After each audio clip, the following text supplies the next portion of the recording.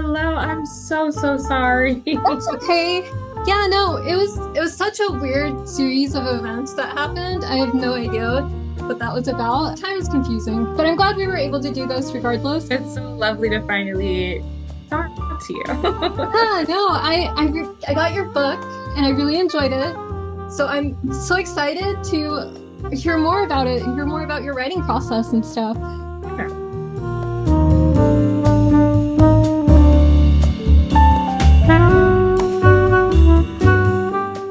Byas is a Black Chicago native currently living in Cincinnati, Ohio. She is the first place winner of the 2020 Poetry Superhighway Contest, the 2020 Frontier Poetry Award for New Poets, and the 2021 Adrienne Rich Award for Poetry. She is the author of the chapbooks Bloodwarm and Shudder, and I Done Clicked My Heels 3 Times is her debut full-length collection coming out next month from Soft School Press. And we're so excited. A big part of Tightwires is just life after grad school and finding time for art and writing beyond institutions. And I know you recently graduated with your Ph.D. Yeah. So can you tell me a little bit more about that experience and how your life has been since? Yeah, graduating or going through the PhD process is so interesting because even within the degree, there's kind of like these different stages that you move through. And so for me, the first 2 years, I was in coursework and I was like in writing workshops and I was still kind of like producing a lot of work because of those environments. And then your third year is your exam year and you're kind of just like let go to kind of float by yourself in space and figure it out. And that's kind of how your third and fourth year go. And I still managed to write pretty regularly, I think, during those times. And then I graduated and I was on the job market. And that killed just about any creativity, will to write that I had. And so since graduation in April, I haven't actually read much. National Poetry Month kind of saved me a little bit because we were, doing forum calendar and that sort of thing. And so that kind of encouraged me. But after that, it's been interesting trying to find the motivation and time. But I think that's more so because of the stresses of being on the job market. I'm no longer on the job market. I like just recently got a new job. And so I already kind of feel the palms coming back to me.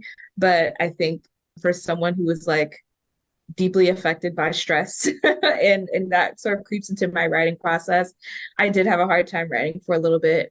But actually, yesterday, I just wrote like my first poem again after maybe like almost 2 months. And that was like probably the most exciting thing that has happened to me these past few weeks. So yeah, it's been a process of finding the poems again, but they are finding me. I'm sure of it. That's awesome. Can you talk a bit about that job, or are you not wanting to reveal what Oh that is? yeah. Yeah, no, so I didn't get a teaching job. I actually got a corporate writing job. So I'm now a customer engagement and content writer for Amiraflex, which is an insurance company. And so it's been really nice so far to have a job where, I clock out and I don't have to think about it. I don't have to do anything work related outside of those hours, and my time outside of that is my time. And so it's been a very different dynamic than what I've used to. I've been in graduate school for so long now that it's kind of the only thing that I know, the kind of academic schedule or the academic way of life. And so it's been really fascinating to like get off of work and to be totally completely done with work until I, clock back in the next day or after the weekend. So it's been actually really nice. Do you like working a job that isn't quite as creative as like grad school was? I mean, interestingly enough, my job is still creative. Like I'm constantly writing, of course, in a different way. And I like that I have to kind of flex my muscles in a different way. I feel like it allows me to take a necessary break from the kind of like, intense creative writing poetry things that I do. So I actually have found it to be really helpful. And I would venture to say that it's probably part of why I find myself like feeling ready to write again. I think it's been really helpful actually.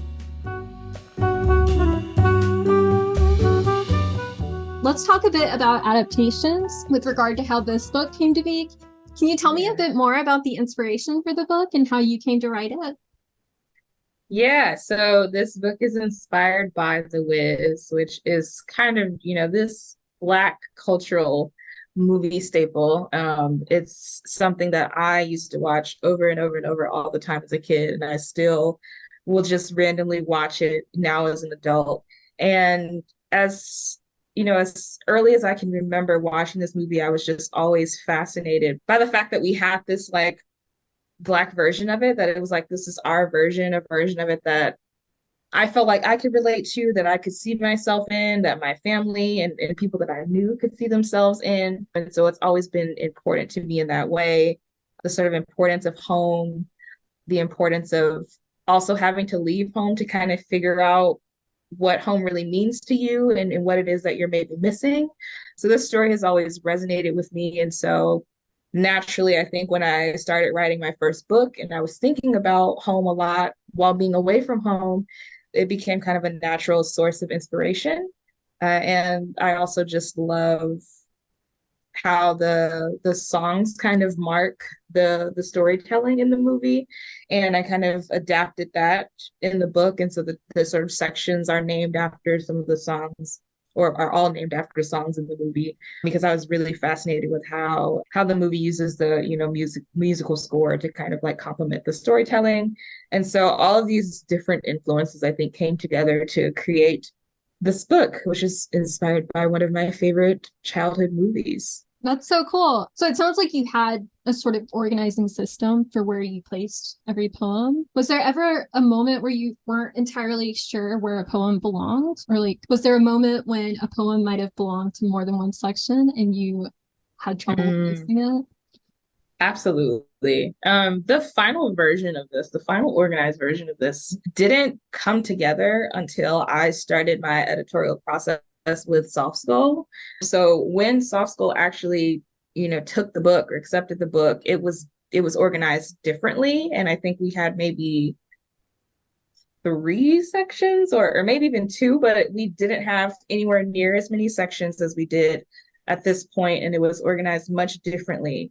And really, it kind of took someone else to sit down with me in the book and to say, this is actually what I'm seeing. This is how I can see things going together, because I also had been working on the book for years at this point. I think I was too close to it to really see it, or to see a different way to organize it. And so it really required someone else to kind of help me do that. So this final organized version that you all see was only possible because of my incredible editor Sarah Lynn Rogers at Soft Skull, who really helped me kind of see the narrative arc through these sections and really kind of guided me in that direction, because it was not in this order before she got her hands on it. As a writer who is known for many things, but notably her pantoums, your use of repetition really interests me. I took your pantoum workshop and loved it. I learned so much. Oh, thank you. I'm so glad you were there. Thank you. And anyone who has encountered your pantoums will probably say the same thing. I will definitely link some in the description below. But in many ways, an adaptation is also a repetition, but with distinct key changes, which you manage so well in your poems. So did you approach writing this book in the same way? And how do you decide what to repeat and what to discard? That's a great question. I think writing this book was definitely tuned to key changes. Again, kind of going back to the musical element of the movie even. But the movie is it's so moody. And I say that because I think it moves so distinctly through different moods, different phases. And if you've ever seen The Wiz, I feel like you probably know what I mean. But that moodiness, I think, definitely influenced the book. And I think also just running alongside, my own life and my own journeys. I think there are definitely segments of my life that have these very distinct moods and key changes. And so I think naturally those found their way into the book. But the pantoum is one of my favorite forms, probably my favorite form. And I think one of the reasons why is, the repetition is kind of built into the form. And so it's not like a question of what to repeat, because the repetition is going to happen. And I think that is, a part of these kind of cyclical violences that are a part of the book, whether that's racism, whether that's, violence against the body, etc. The violences are going to happen. Those repetitions are going to happen. And it's how we can make them different, or how we can transform them when they do happen. That's more important. That's a more important question. And I think, when I approach the Pantoum, that's something that I am always thinking about. That's something that I'm always toying with, with punctuation, as you know, from workshop. And I think naturally a question that I was asking myself as I was putting this book together. And so I think the Pantoum naturally always kind of finds its way into my work, because I'm always writing about these cycles, these repetitions in different ways. And the form just complements those topics and those themes so well. As a writer yourself, do you feel an inherent responsibility to honor or care for the original work? And by that, I mean the Wizard of Oz novel. Yeah, there was definitely a responsibility and a desire to care for it and honor it. And I think that the responsibility definitely shifted throughout the editorial process. I think in the beginning, I was really worried about one, sticking too closely to it, but then I was worried about, if I stuck too closely to it, would it be gimmicky? There was like all sorts of different concerns. But I think as I moved through the editorial process, I got more comfortable with allowing the work to be more transformative. I think my biggest worry was, I'm going to say that this book is inspired by The Wiz, and people are going to read it and they're going to be like, I don't see it. They're going to be like, what do you mean? There's like nothing of The Wiz in this book. There are no references, no anything besides the song titles that kind of, break the sections up. And I kind of had to let that go, because it is inspired by The Wiz, of course, and it is The Wiz is kind of a guiding principle when it comes to its organization and the narrative arc and the key changes that we talked about. But it didn't have to stick to it in the way that I think I originally felt pressured for the book to do. So it was a process, having to let that go and having to let the book become its own thing. I definitely felt pressure, I think, in the earlier phases of the process to kind of make it closer to a thing. But I kind of had to let the book fight me back a little bit and speak for itself. And I'm happy that it did, and that we got to where we did. I could see why some people might say that. I watched The Wiz before reading the book, just to make sure I got everything down. And I can see why people would say that it's not like The Wiz, but I definitely noticed the influence. I did. Mm-hmm. Good. Yeah. I can't, can't make everyone happy, which is the unfortunate part of being human and being a writer. So I'm sure there will be a few people who are maybe still feeling that way, but I had to do what the book required of me, what the poems were asking of me.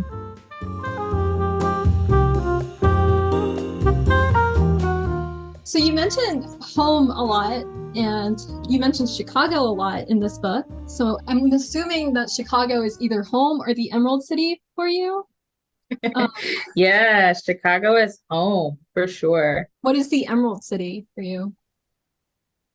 The Emerald City for me, interestingly enough, and maybe it changes. I think the Emerald City is the ideal, which I think it is for Dorothy, right? The Emerald City is this place that she's trying to get to in the entire book. There's this idea that there's this Wiz there that's supposed to solve all of her problems. And of course she gets there and realizes that the Wiz is a scam, and that she's had the answers to all of her questions all along. And as I've moved through this life, ever since I've moved away from home, I've lived in Birmingham for 6 years. I've now been in Cincinnati for over 4 years. And before I've moved each time, there's always been a kind of idea of what these new places are supposed to do for me, what awaits me in these new places. Even now, as I'm in Cincinnati, I already have plans to move again next year, and there are all of these ideas about what awaits me when I move again. And so I think the Emerald City is more of the kind of ideal that a place holds, or that a next chapter of the life holds. I think we romanticize and we idealize and we have all these ideas about what awaits us and what these next phases of our lives are supposed to do, or all the ways that maybe a new place or a new change will transform us, I think. And we put the pressure or put the onus of that transformation on external factors. I've always kind of been brought back to and reminded that like no one is going to save me but myself. Like if I'm not going to do it, it's probably not going to get done. And so I think that that's what the Emerald City is, that shiny thing in the distance that feels like, it has all the answers. And of course, when you get there and when you get up close to it, it's actually not shiny. It was just the way the light was hitting on it. And it's something normal. And it's, the answer is like something that's been there kind of all along. Absolutely. So you did get a place-based question from the audience. Yeah. How do you feel the place you currently live in influences your work? Cincinnati is so interesting because when I first got here, one of the first things I said about it was it kind of reminds me both of Chicago and both of Birmingham. So it was this really interesting mix of, the two places that I had kind of lived in before I got here. And it's also this weird Midwestern city because it's Midwestern, but it's also like right on the edge of Kentucky. And so there's a little bit of South in it too. So I really liked Cincinnati. I've really loved being here during my program, and also look forward to this next year of being here, not as a student and just as an employed person who has the time to do things. I think it has definitely helped to shape like what I want my forever place to look like. I've never really known where I want to end up. Like I like Birmingham, but I was kind of like, I don't know if I would be happy here forever. I love Chicago, but I know that I don't want to go back and live there forever. The winters are too brutal. I can't do it anymore. And so interestingly enough, being here in Cincinnati, which again, isn't somewhere where I can see myself forever, but I think it has really helped me to solidify what it is that I do want and what it is that I am longing for in a forever home, which is so interesting, kind of like forging or figuring out what you want from the lack of. So that's kind of what Cincinnati has been for me in a really bittersweet way. I love it, but I'm also like, I have to leave you eventually. Do you think that shows up in your writing? I think it shows up. I think there is maybe a little undercurrent of restlessness sometimes in my writing, both in this one and in things that I've written kind of past this project. I definitely think there's a nature of being unsettled. There are some ways that I think I feel unsettled in life. There are some things that are going, really well. Of course, the book is about to come out. I have a new job. There are those things that do feel settled, but there are these larger, I think, questions of what is life going to look like, and of all the things that I imagine for myself, how do I get there? And so I do think that an undercurrent of maybe like restlessness does find its way in the work. I know it's in here because she's restless. She's a restless girl. So yeah, absolutely.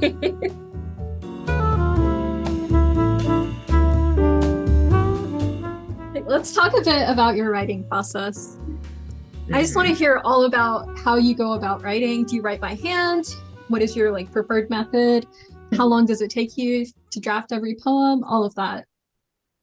Oh, so I have actually, I think, returned more to writing by hand. I used to be very hardcore, just, sit down on the laptop, open the Word doc or the Google Doc and just go for it. And I was that way all through undergrad. I was that way all through my master's. And then I just kind of hit a point in my PhD program, and maybe the pandemic had something to do with it, because the pandemic just completely altered I think everything about writing, for me at least. And I really just had a desire to kind of slow down. And so I just one day got a notebook and I was like, I'm just going to dedicate this to just drafting, brainstorming, poem things. And I really just fell in love again with just paper and pen. And so now I write more on paper and pen, but my actual process when it comes to producing poems, it's pretty slow, I would say, only because I'm not the type of poet that wakes up at this time every morning and writes until this time. I don't have a daily writing schedule or anything of that nature. And the pandemic kind of really forced me to accept that because the pandemic just knocked everything out of whack. But I collect a lot of ideas and images and lines. The notes app on my phone has a whole bunch of stuff in there. If I looked in it now, I would probably find something. I'd be like, I don't even know what this means. I don't know where this came from. But I just collect things as they come to me when I feel like a jolt of something. And I just keep doing that and keep doing that. And eventually a few things in my notes app will kind of start speaking to one another and speaking to me. And that's when I know it's time to sit down and throw them all together on the page and see kind of what's happening. I go through different seasons where that happens more often than not. And some seasons it happens less often.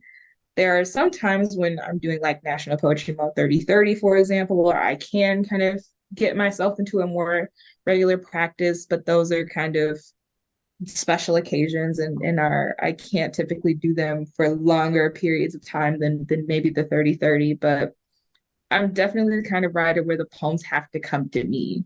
And sometimes that's really hard to sit with, especially when you're so deep in the writing industry and poetry as capital starts to creep in and everything becomes a product, right? It becomes really hard when you're not producing. You feel like you're not doing what you're supposed to do.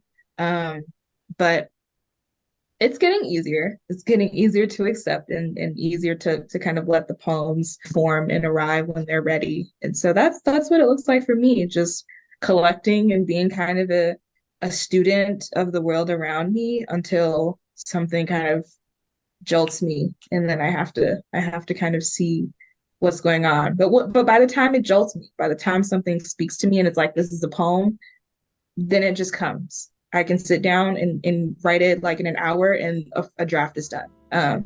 So when it happens, when it's time, it happens. But sort of getting to that point does take a while.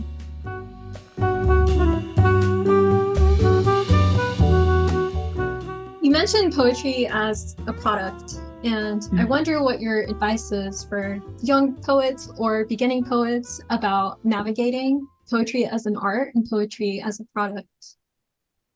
Yeah. Um,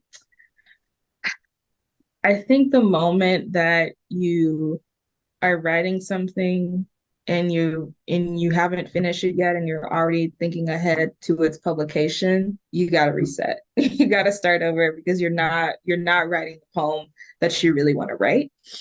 I say, try to write all of your first drafts for yourself and for yourself only, and to be okay with the fact that maybe that draft will remain something that's only for you. I think also the idea that like everything that we write has to at some point become something for public consumption or has to, be published or in some way or revised until it is publishable. That's not realistic and can be really, really harmful to your writing process. And I think you can easily lose sight of why you're doing what you're doing and lose sight of like why you love to do what you're doing. And so I say just like always the first draft, write it for yourself. And if you come back to that draft and there's something there that, might be for the public eye, that's great. If you come back to it and it needs to stay in the drafts, that's great too. But I think that practice of like really just committing to the work that is important to you, separate from publication, separate from this chapbook or book project that I have, really allows the poems to speak to you and allows the poem to kind of take the lead, which I think is necessary and crucial to the work and the success of the work and, getting to the heart of it.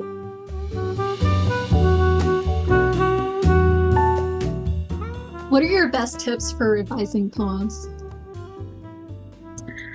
I had a really wonderful creative writing professor in both my undergrad and my master's program, Carrie Madden. If you ever watch this, Carrie, I love you. And she actually was my nonfiction teacher. And one of the things she always used to tell us was to write it hot and edit it cold. And what that basically meant was, like write the thing, hot with the emotions in there, in the scene with all the things, and then edit it kind of divorced from all of that. And I think something similar applies to the poems. Like when I'm in a draft, I just let the feelings do whatever they need to do in the draft. I let the draft do what it needs to do in the draft. I think when you've been doing this and you've been writing for so long that you develop the kind of, the self-editor, the self-critic that we all know very well. And we start to like edit ourselves even in those early drafts without really knowing it. And I think sometimes we like edit the heart of the poem out of it before it even is a thing, before it even is a draft. And so I encourage people to write those first drafts hot, write them messy, write them without concern for their sharpness, their, how polished they are, for their neatness. You can always clean up, you can always sharpen, right? And it's much easier to kind of like cut away when you have too much than it is to kind of go back into a poem later and try to add something that was never there in the first place. So just let it be all the things that it's wanting to be in that first draft. And then you can decide later what gets to stay and what has to go. Awesome. That's great advice. You did get 2 questions from the audience about writing. So I'll ask those. Yeah. What is your research process for including historical events or figures in your poems? So I think my research is probably inspired a lot by the fact that like I've been in graduate school for so long, and research was just a really, big part of what that looked like. And so typically if I know that I'm writing something that is including some sort of history or some sort of figure, I typically won't have an idea for what the piece is going to be or even what the piece looks like until I start to research. And typically my early drafts come from research notes if I am doing research. So I'll just kind of like allow myself to go down all the rabbit holes because that's where all the fun and interesting stuff happens. I just allow myself to kind of like scavenger hunt and just like follow a trail until the end of the earth. And I'll just kind of go with what draws me in my notes or from what I find in my research, and I'll just go hard in that direction. So it's really just a practice of collecting as much information that I can and then allowing the poem to kind of be born from those notes. I don't know if that's groundbreaking, but that's definitely what it looks like for me. That makes sense. And the other question is, what form do you find most powerful for writing through healing? Healing. If you would have asked me maybe a year ago, it probably would have been the Pantone, hands down, because that's my baby. But my dissertation project, which to me I think was a really cathartic and healing project to write, is really focused on the prose poem as a form, and the prose poem is really central to the book for multiple reasons. And the reason that I came to the prose poem is because I was trying to write this poem that I had really, I think, tried to write like multiple times before that point, and it just failed to really get at what I was trying to say each time. And so this was me trying again. And I was like, I don't know what it is that's in my way. And I don't remember what I read. I think it was probably something by Alexis Pauline Gumbs. But then I was just like, you know what? I'm going to just try to write this poem without the I. Like, I'm just going to take the I out, and I'm just going to try to see if I can get at what I'm trying to get at. and it like blew a door open. And so a whole series of poems that are central to that collection were born out of that exercise. And then the book kind of like was able to come to life, all because I just made that small decision. But in that practice, the prose poem really became a place where a lot of like strange things could happen. My poetry tends to be really narrative as well. And I think a lot of times I feel beholden to, chronological time and space. And I think the prose poem allowed me to move away from that also in a way that really proved to be productive for that book project. And so I think the prose poem really just like cracked open so much for me. And I think that and the Pantoum are now like warring for the top spot when it comes to my favorite forms. But I definitely found that form to like be kind of really life altering for that book project and for myself. So for that reason, I have to go with the prose poem. I love the Pantoum. She's still my baby, but the prose poem really, really did something special for me. That's awesome. Is there anything I haven't asked that you wanted to talk about? Oh, goodness. Oh man. I don't know. It's been such it's been so strange to just move through book projects into like how it's so strange to have this book in my hand and to read this and know that this was just like years of labor that finally came into one space to be this thing. Even just from like my first chapbook to now, it's so strange, but also just really cool to kind of see the similarities and also the evolutions from project to project. I just feel very lucky and fortunate to be doing work that I'm doing. I feel really, really lucky to be writing alongside the people that I'm writing alongside and to be in the community that I'm in to be read at all. I just feel extremely grateful to be here and to have this book coming out, really. And to anyone else who's writing and preparing for books to come out, like I encourage you to really take the time to enjoy the process. Yeah, I feel like coming out of grad school was one thing and having dissertations and all these sorts of things to do. It feels good to finally be at a place where I feel myself getting excited about the book. So yeah, those are my thoughts and feelings at the moment. Thank you so much. This was so wonderful, and I feel like people are going to gain a lot from it. Thank you so much for having me. Of course. Where can people find you online? Yeah, you can find my website. It is just www.taylorbyas.com. My published things are there. Editorial things are there. Contact information is there. And then if you just want to find me in the social media sphere, I'm on Twitter at Taylor Byas with the number 3 at the end, and on Instagram at Taylor Byas Poet.